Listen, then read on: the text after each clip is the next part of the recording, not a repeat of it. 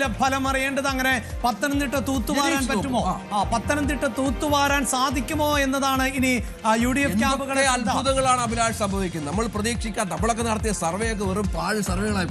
ഞാൻ നടത്തിയ സർവേ അത്ര പാഴൊന്നുമല്ല. എന്റെ സോഷ്യൽ മീഡിയ പോസ്റ്റ് നോക്കിയാൽ രഞ്ജിത്തിന് മനസ്സിലാക്കാം. 97 സീറ്റ് പറയാനുള്ള അവസരം എനിക്കില്ലായിരുന്നു. സീറ്റാണ് ഞാൻ പ്രഡിക്ട് ചെയ്തത്. അതിലൊരു ചെറിയ മാറ്റമുണ്ട്. അങ്ങനെ പറയാൻ ഇതൊക്കെയാണ് പറഞ്ഞത്. അല്ല, പയ്യന്നൂരിൽ കുഞ്ഞികൃഷ്ണൻ ഇതൊന്നും ഒരിക്കലും ഒരു കാരണവശാലും വിജയിക്കുന്ന പ്രതീക്ഷിച്ച സീറ്റുകളെ അല്ല. എന്തായാലും ആദർശ് സമരവിള സ്പോൺസർ ചെയ്യുന്ന 5000 രൂപയിലാണ് ഇപ്പോഴും എന്റെ നോട്ടം. അതിലേക്ക് എത്തുമോ എന്ന് നമുക്കറിയാം. ഒരു BJP സ്ഥാനാർത്ഥി വിജയിച്ചു, 2 എന്റെ പ്രഡിക്ഷൻ. 2 ഇപ്പോൾ സ്ക്രീനിൽ കാണുന്നുണ്ട്. നേമത്ത് ചതിച്ചില്ല എങ്കിൽ BJP 2. ഞാനും കിരൺ ബാബുവും തമ്മിലെടുത്ത പ്രൊമോയിൽ പോലും ഞങ്ങൾ പറഞ്ഞത് BJP അക്കൗണ്ട് തുറക്കുമോ എന്നാണ്. കിരൺ ചേട്ടൻ അതിനെ ശക്തമായി എതിർത്തു. അപ്പോഴും ഞാൻ ചോദിച്ചു 2 സീറ്റെങ്കിലും കിട്ടില്ലേ കിരൺ ചേട്ടാ എന്ന്. അത് വരാൻ പോവുകയാണ്, നോക്കിയിരുന്നു. എനിക്ക് പ്രതീക്ഷയില്ല. ശരി, ഇരവിപുരത്താണ് അത്ഭുതം മറ്റോ സംഭവിച്ചിരിക്കുന്നത്. അവിടെ ഒരു കാരണവശാലും ഇരവിപുരം കൈവിടില്ല എന്ന് LDF വിശ്വസിച്ചിരുന്നു. അവിടെ വിഷ്ണു മോഹൻ എന്ന പുതുമുഖം, നേരത്തെ പറഞ്ഞ പോലെ ഈ സന്ദീപ് വാര്യർ മലർന്നടിച്ച് വീണതുപോലെ വീഴാൻ പോയ മറ്റൊരാൾ വിഷ്ണു മോഹനാണ്. കാരണം വിഷ്ണു ഒന്നും ഒരു കാരണവശാലും അങ്ങനെ പ്രതീക്ഷിച്ചിരുന്നില്ല. കരുനാഗപ്പള്ളിയിൽ CR മഹേഷ് മുന്നിലാണ്, സംശയമില്ല. മറ്റ് പല വിവരങ്ങളും പുറത്തു വരുന്ന ഈ 2 സ്ഥലങ്ങൾ നേരത്തെ പറഞ്ഞ പോലെ മണലൂരിലും ഒപ്പം അഴീക്കോടും ഇഞ്ചോടിഞ്ച് പോരാട്ടം നടക്കുന്നു. കഴക്കൂട്ടത്തും സമാനമായി തന്നെ വലിയ വോട്ടുകളുടെ വ്യത്യാസമില്ല. കടകംപള്ളി സുരേന്ദ്രനും മുരളീധരനും തമ്മിൽ എന്ന് മനസ്സിലാക്കണം. കരുനാഗപ്പള്ളിയിൽ CR മഹേഷിന്റെ ഭൂരിപക്ഷം 25,000 കടന്നു. 25,866 CR മഹേഷ് എത്തുന്നു. ഷിബു ബേബി ജോൺ ചവറയിൽ 18,573 വോട്ടുകൾക്ക് വിജയിച്ചിരിക്കുന്നു. വളരെ പ്രധാനപ്പെട്ട ഒന്നാണ്.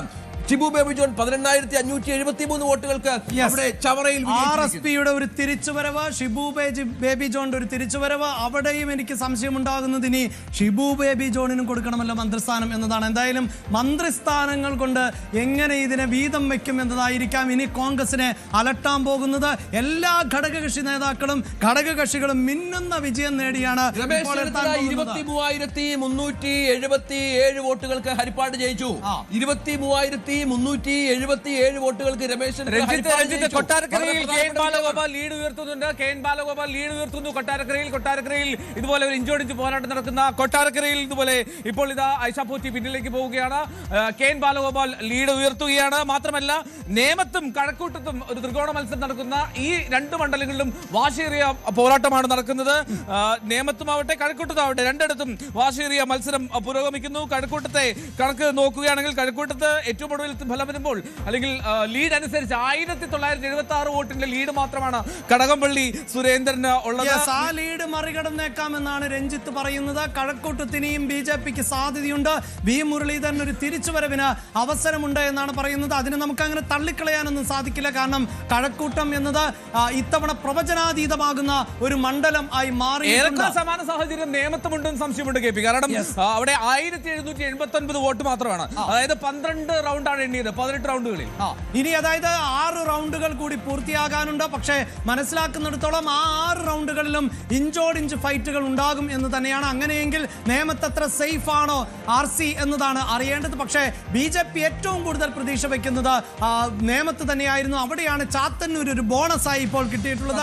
ചാത്തന്നൂര് തള്ളിക്കളയുന്നില്ല. കഴിഞ്ഞ 2 തെരഞ്ഞെടുപ്പുകളിൽ ചാത്തന്നൂരിൽ അപ്രതീക്ഷിതമായ ഒരു മുന്നേറ്റം നടത്തുന്ന BJPക്ക് ചാത്തന്നൂർ എന്ത് തന്നെയാണെങ്കിലും ലോട്ടറിയായി മാറി എന്നതിൽ തർക്കമില്ല. ഇത്തവണ 5 സീറ്റുകളിലേക്ക് ഇടതുപക്ഷ ജനാധിപത്യ മുന്നണി ഒതുങ്ങിയിരിക്കുകയാണ്. കേവലം 35 സീറ്റുകളിലേക്ക് ഒതുങ്ങിയിരിക്കുകയാണ്. 99 സീറ്റ് നേടി കഴിഞ്ഞ തവണ അധികാരത്തിൽ വന്ന സർക്കാരാണ്, മുന്നണിയാണ് എന്ന് ഓർക്കണം. 35 സീറ്റ് എന്ന് പറയുമ്പോൾ വമ്പൻ നഷ്ടമാണ്. എത്ര സീറ്റുകളിൽ തോറ്റു, മാത്യു കുഴൽനാടൻ വിജയിച്ചു. മാത്യു കുഴൽനാടൻ 42,829 വോട്ടുകൾക്ക് വിജയമാണ്.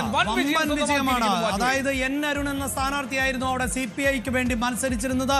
ഒരു ഘട്ടത്തിൽ CPIയുടെ സ്ഥാനാർത്ഥിയായിരുന്ന എൽദോ മൂവാറ്റുപുഴ മണ്ഡലം പിടിച്ചെടുത്തതാണ്. അതിനുശേഷം വീണ്ടും രംഗത്ത് വന്ന് എൽദോയെ പരാജയപ്പെടുത്തിയായിരുന്നു ഇപ്പോൾ മാത്യു കുഴൽനാടൻ നിയമസഭയിലേക്ക് എത്തിയത്. അവിടെയായിരുന്നു AIYFന്റെ യുവ നേതാവ് കൂടിയായിട്ടുള്ള വിദ്യാ ബാലകൃഷ്ണൻ 12,287 വോട്ടുകൾക്ക് എലത്തൂരിൽ AK ശശീന്ദ്രൻ തോറ്റു എന്നുള്ള വിവരമുണ്ട്. തൃത്താൽ MP രാജേഷ് 8,574 വോട്ടുകൾക്ക് പിന്നിൽ പിടിയിലാണ് എന്ന വാർത്തയും പുറത്തു വരുന്നുണ്ട്. എ കെ ശശീന്ദ്രൻ തോറ്റു, എം പി രാജേഷ് തോറ്റു, വീണ ജോർജ് തോൽക്കുന്നു. അങ്ങനെ മന്ത്രിപ്പട ഒന്നാകെ തോൽക്കുകയാണ് കേരളത്തിൽ. CPIയുടെ 2 മന്ത്രിമാർ മാത്രമാണ് നമ്മുടെ കണക്കനുസരിച്ച് ജയിച്ചിട്ടുള്ളത്. പക്ഷേ കൊട്ടാരക്കരയിൽ ബാലഗോപാൽ അല്പം മെച്ചപ്പെടുത്തിയിട്ടുണ്ട് എന്നുള്ളതാണ് ഏറ്റവും പ്രധാനപ്പെട്ട വിവരം. എന്തായാലും പി സരിൻ, അതായത് പാലക്കാട് തെരഞ്ഞെടുപ്പിന് തൊട്ടുമുമ്പ് കളം മാറി പി സരിന്റെ ഒരു പോസ്റ്റ് ഉണ്ടായിരുന്നു. അതായത് എങ്ങനെയൊക്കെ ശ്രമിച്ചാലും ഞങ്ങളെ എത്രയൊക്കെ തോൽപ്പിച്ചാലും ഞങ്ങളുടെ 70 MLA-മാർ അവർ വിജയിച്ചു കയറും എന്നുള്ളിടത്താണ് നേരത്തെ രഞ്ജിത്ത് പറഞ്ഞ പോലെ ഈ 36 എന്ന ടാലിയിലേക്ക് പോകുമ്പോഴാണ് അവിടെ തോറ്റവരുടെ ഒരു വലിയ നിരയുണ്ട്. ഏതാണ്ട്